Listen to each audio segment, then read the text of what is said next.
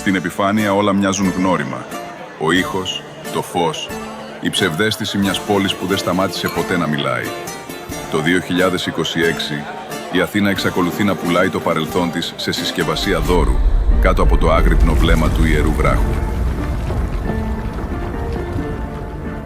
Αλλά όσο εμείς κοιτάμε ψηλά, αναζητώντας την τελειότητα του μαρμάρου, ξεχνάμε ότι η ιστορία δεν γράφεται μόνο στο φως. Γράφεται εκεί που το μάρμαρο τελειώνει και η πέτρα αρχίζει να αναπνέει. Πολλοί μίλησαν για μυστικές στοές και κούφιες γέες, φαντασιώσεις που θρέφουν το μυστήριο αλλά προσβάλλουν τη λογική. Η πραγματικότητα είναι πολύ πιο τρομακτική από κάθε αστικό μύθο. Ο βράχος της Ακρόπολης δεν είναι ένας συμπαγής όγκος.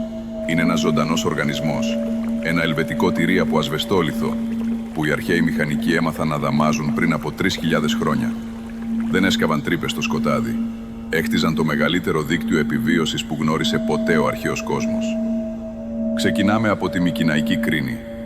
Ένα βάραθρο 40 μέτρων, κρυμμένο μέσα στο σώμα του βράχου.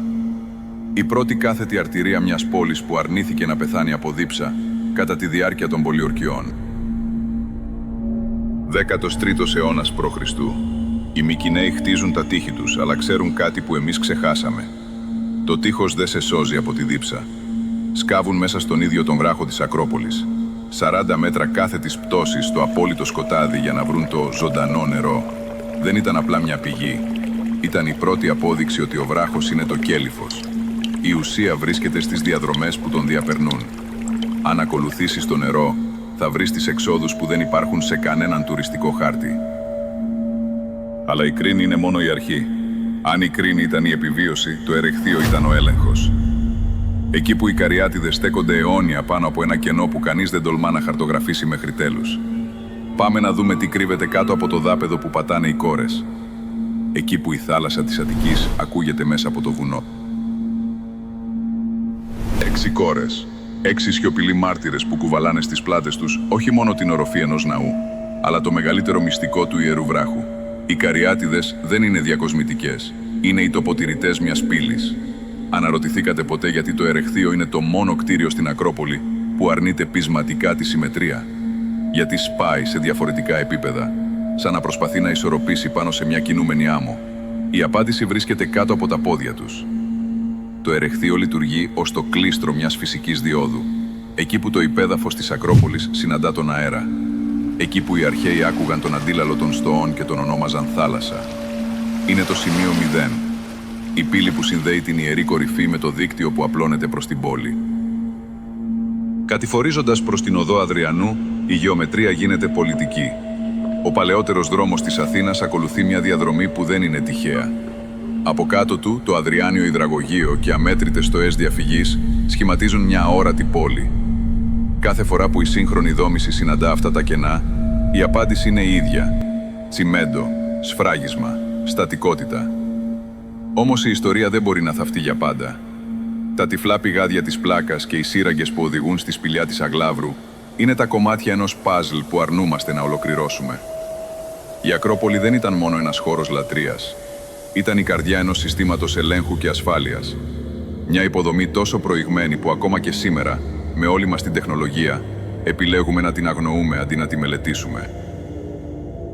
Αλλά ας σταθούμε λίγο στη φυσική του χώρου. Δεν είναι μόνο το τι βλέπεις, είναι το τι ακούς. Οι αρχαίοι είχαν αναπτύξει μια επιστήμη που σήμερα τη θεωρούμε μυστικισμό, την υπόγεια ακουστική. Τα σπήλαια στη βόρεια κλητή της Ακρόπολης δεν ήταν απλά καταφύγια, ήταν αντυχεία. Έχει παρατηρηθεί ότι συγκεκριμένες συχνότητες ήχων που παράγονται βαθιά μέσα στο βράχο μπορούν να ακουστούν καθαρά σε συγκεκριμένα σημεία της πλάκας και της αρχαίας αγοράς. Ήταν ένας τρόπος επικοινωνίας. Ένα αρχαίο σύστημα ειδοποίησης που χρησιμοποιούσε τον ίδιο τον ασβεστόλιθο ως αγωγό πληροφορίας. Σκεφτείτε το. Την ώρα που οι εχθροί σχεδίαζαν την επίθεση στην επιφάνεια, ο αντίλαλος των κινήσεών τους μεταφερόταν μέσω του βράχου στους αυτιάδες του υπεδάφους. Τίποτα δεν γινόταν τυχαίο. Κάθε λαξευμένη γωνία είχε σκοπό την κατεύθυνση του ήχου και του αέρα. Και εδώ το μυστήριο βαθαίνει και συνδέεται με το προηγούμενο βίντεό μας. Γιατί η Ακρόπολη χρειαζόταν τόσο βάθος? Η απάντηση ίσως κρύβεται 60 χιλιόμετρα μακριά, στα μεταλλεία του Λαβρίου. Δεν ήταν μόνο το ασίμι. Ήταν η τεχνογνωσία της εξόρυξης. Οι ίδιοι μηχανικοί που σχεδίασαν τις στοές βάθους 150 μέτρων στο Λαύριο εφάρμοσαν τις ίδιες αρχές κάτω από τον Παρθενώνα. Υπάρχει μια θεωρία που οι επίσημοι κύκλοι αποφεύγουν να συζητήσουν: η ύπαρξη ενός ενεργειακού δικτύου. Τα μέταλλα που εξορίσσονταν, οι υπόγειες διαδρομές και η γεωμετρία των ναών σχημάτιζαν ένα κύκλωμα. Η Ακρόπολη ήταν ο πυκνοτής, ένας χώρος συσσόρευσης γνώσης και πόρων που έπρεπε να παραμένει απρόσλητος από κάθε εξωτερική απειλή. Το υπέδαφος δεν ήταν απλά ένας δρόμος διαφυγής. Ήταν η αποθήκη των πιο κρίσιμων στοιχείων της πόλης κράτους. Αν όλα αυτά είναι φαντασία, τότε γιατί λείπουν οι χάρτες? Αν αναζητήσετε τα αρχιτεκτονικά σχέδια του υπέδαφους της Αθήνας, θα βρεθείτε μπροστά σε έναν τοίχο.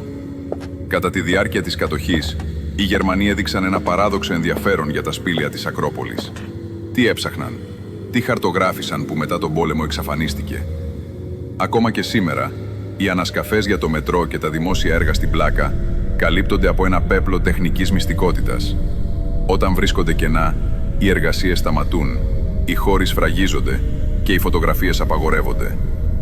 Δεν είναι συνωμοσία. Είναι διαχείριση της αλήθειας.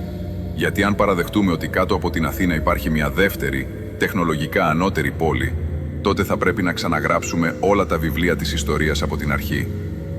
Και αυτό είναι ένα βάρος που η σύγχρονη επιστήμη δεν είναι έτοιμη να σηκώσει. Αν νομίζετε ότι το δίκτυο σταματάει στα όρια του Ιερού Βράχου, πλανάστε. Η Ακρόπολη ήταν ο εγκέφαλος, αλλά το σώμα εκτινόταν δυτικά, προς τον λόφο των Μουσών και την Πνίκα. Εκεί συναντάμε τις λεγόμενες φυλακές του Σοκράτη, ένα συγκρότημα λαξευμένων δωματίων μέσα στο σκληρό πέτρωμα. Η επίσημη ιστορία μας λέει για σπίτια ή δεσμοτήρια. Όμως αν κοιτάξετε προσεκτικά τη λαξευμένη οροφή και τους αγωγούς που ξεκινούν από το εσωτερικό τους, θα δείτε κάτι άλλο: σημεία εισόδου. Υπάρχουν μαρτυρίες από την εποχή της Επανάστασης του 1821, αλλά και από τις οχυρώσεις του Δεύτερου Παγκοσμίου, για στοές που ξεκινούσαν από τον λόφο του Φιλοπάπου, περνούσαν κάτω από την Διονυσίου Αρεοπαγίτου και κατέληγαν στη νότια κλητή της Ακρόπολης. Μια σκοτεινή διαδρομή που επέτρεπε τη μετακίνηση στρατευμάτων και εφοδίων κάτω από τη μύτη οποιοδήποτε πολιορκητή. Γιατί ο λόφος του αστεροσκοπείου είναι γεμάτος από σφραγισμένα πηγάδια? Τι είδαν οι αστρονόμοι του 19ου αιώνα όταν προσπάθησαν να θεμελιώσουν τα τηλεσκοπιά τους και βρέθηκαν μπροστά σε κενά που έμοιαζαν να οδηγούν στην καρδιά της γης? Το νερό είναι ο καλύτερος μάρτυρας. Στους πρόποδες του λόφου των νυμφών, οι αρχαίοι είχαν εντοπίσει τις φλέβες της γης. Δεν ήταν μόνο λατρεία, ήταν υδραυλική μηχανική. Το δίκτυο των στοών χρησιμοποιούσε τη φυσική κλίση του εδάφους για να δημιουργήσει ένα σύστημα εξαερισμού και αποστράγγισης που θα ζήλευαν οι σύγχρονοι πολεοδόμοι. Η Αθήνα σκούπιζε τα μυστικά της μέσω αυτών των αγωγών. Αλλά προσέξτε, κάθε φορά που ένα μεγάλο έργο, όπως το πολιτιστικό κέντρο ή μια νέα γραμμή συγκοινωνίας, πλησιάζει αυτά τα σημεία, η σιωπή επιστρέφει. Οι στοές ονομάζονται αρχαιολογικά ευρήματα περιορισμένης σημασίας και καλύπτονται με χώμα. Ποια σημασία είναι περιορισμένη?